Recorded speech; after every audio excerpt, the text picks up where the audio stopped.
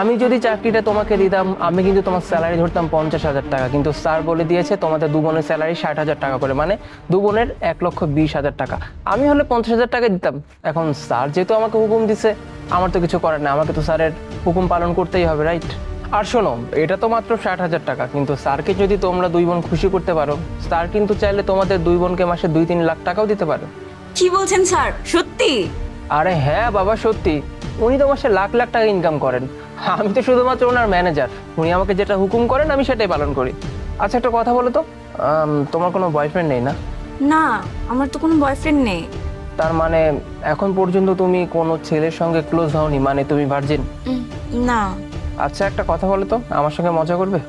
মানে আপনি কি বলছেন স্যার? আমি কিন্তু কিছু বুঝতে পারছি না। আরে বাবা, ওসব তুমি পরে বুঝতে পারবে, আগে বলো। তোমার বোনের কিন্তু ইন্টারভিউ হয়ে গেছে, আর ও খুব ভালো ইন্টারভিউ দিয়েছে।